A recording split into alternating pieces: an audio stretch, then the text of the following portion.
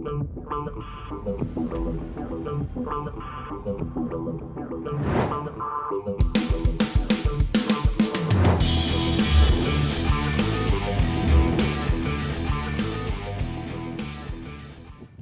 what's happening, my fearless networking friend? Todd Falcone here, and welcome back to another episode in this series that we're about to wrap up on the concept of prospecting mastery. If you have not had a chance to catch the rest of these series, if you go back through all of my blog posts over the last few months or all of the episodes on video, on YouTube, or on my podcast, you'll see what we've been doing over the last few months, specifically on the subject of prospecting mastery in the network marketing profession. In today's episode, I want to talk about the concept of handling objections with ease. Now, I can sit here and give you answers to every commonly asked objection, or I don't have the time, I don't have the money, I need to think about it, I don't like sales, I've tried one of those things and it didn't work for me, how much money are you making, or whatever comes up from your prospects' mouths.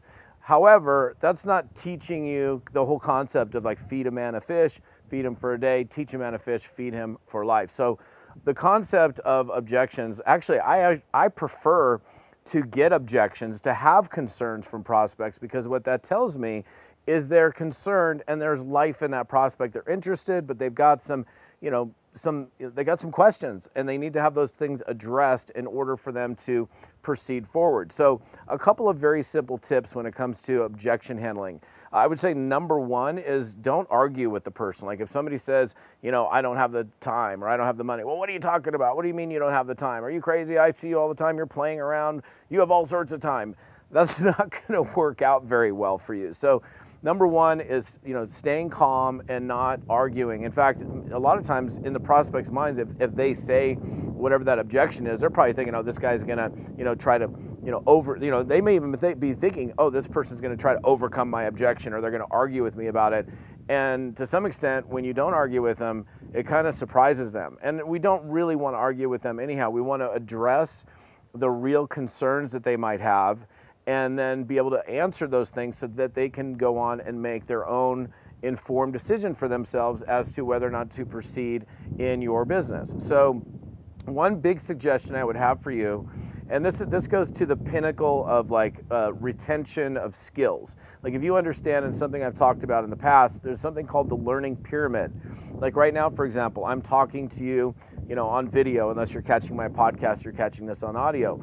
But, I'm talking to you on camera. There's no visual aids. There's no PowerPoint presentation. So all you're getting is the discussion of me discussing or presenting something to you. If that's all there was, then what would ultimately happen is the retention of that skill, in this case, objection handling, would be insignificant, if you will, maybe 5% retention. If I was going to sit here and talk to you about, handle this objection, this is what you do, this is how you say it, the average retention for a person would be very, very small. But if we add in other elements, which I'm not going to do in this video because I want to arm you with the ability to handle these objections on your own. If you went and had a discussion with somebody, let's say, for example, and I think this is one of the greatest tips I can give you on, becoming much better at handling objections. If you have, so for example, if you get, I don't have the time, I need to think about it, I don't have the money, whatever the objection is, you do your best at that time with what you have to address that person's concern. However, what I would do if I was in your shoes is, look, I got this objection from, my prospect, and they said, I need to think about it. And what I would do, I would go to my sponsor or someone who's an expert in the field, someone that's better than me, that has more experience, and say, John, look, I was on the phone with a prospect yesterday, and they said, I need to think about it. And I just didn't really know exactly what to do. I kind of said, hey, okay, I get it. Go ahead and think about it. If you need more information, let me know. What would you have done? And when you're dealing with somebody that has more experience, more expertise than you, then they're going to be able to give you some different feedback and different ways that they handle objections in the field. And there's no one way to handle every single objection. Like if somebody says, I don't have the time, or I don't have the money, or I need to think about it, there's not just one way of handling. There's probably, who knows, there's an infinite number of ways that it could be addressed. Ideally, what you're looking to do is, number one, find out, is that the real objection that the person has? Sometimes it is, and sometimes it's something underneath that objection that they stated to you. So the key to this is by you paying attention, by listening to what the person is saying, how they're saying it, doing the best job that you possibly can in addressing that objection at that time, but then going out and seeking answers. And even I would even create a section in your journal that's specifically on overcoming objections. So as you get more and more objections over time, you're going to have all of these things listed in your journal. You will have had conversations with other experts, other people that may have more experience than you, and they're going to be able to give you some different perspective on how they handle those things. So then you have a myriad of different ways that you can respond to the different types of objections that we get in this business. I mentioned this in a previous segment. I believe we were talking about three-way calling. The way I actually learned to be a better closer, and this is something, if you caught one of my previous episodes, was by doing three-way calling with an expert or a leader, someone that had more experience than me.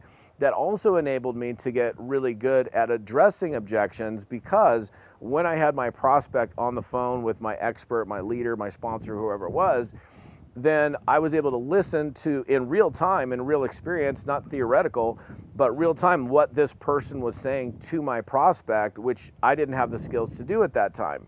And that's another way that you can improve your objection handling skills. Now, of course, look, I have a book that I authored a few years ago called Fearless Networking. One of the main chapters in that book is objection handling.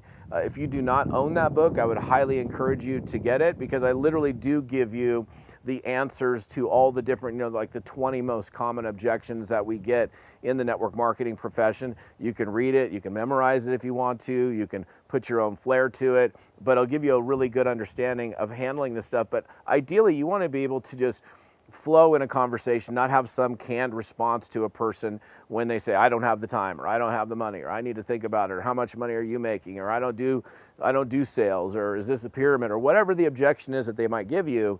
You want to be able to just have a flowing conversation and address that person's concern. That's obviously done through practice, through experience, through having enough of those things happen where you just kind of start to mold your own way of responding to it. But with the guidance of an expert, somebody that's had way more experience in the profession than you have, that's going to be so helpful in helping you to formulate a response to that person so that they feel more inclined, more relaxed, and they feel like they've got whatever their pushback is, their objection is. Oh, okay, no, I get it. No, I see. Okay, I don't have the time. Wait a minute. Well, maybe I do have the time, actually. Maybe I'm just looking at my time in a different way. And now that you've addressed that, okay, I'm ready to proceed forward. So just a few simple things. Don't get defensive. Don't argue with the person. I would say seek out counsel or seek out advice when you got the objection. Go back to somebody who may have more skills than you, see what they would have done, if they got the same objection, and you're probably going to get different answers. If you ask two or three experienced people, they're going to handle those things in a few different ways, which gives you even greater flexibility when addressing these things as they come up when you're prospecting in your business. So that's it for today. I appreciate you guys. Again, I could sit here and I'll make sure my team puts a link in this post so you can grab my book. If you don't have my book, it's a very fundamental content from cover to cover book on prospecting and business building and network marketing, and specifically I handle objection handling in that book, and an entire chapter it's on objection handling. So if you're on my podcast, I appreciate you audio folks. If you're on my YouTube channel, thank you so much. And for the rest of the details on this episode and other details, other episodes, backing all the way up to the very beginning of what I'm doing in this Prospecting Mastery series, you can come to toddfalcone.com/episode 190. That's TODDFALCONE.com/episode 190, and we'll see you next time.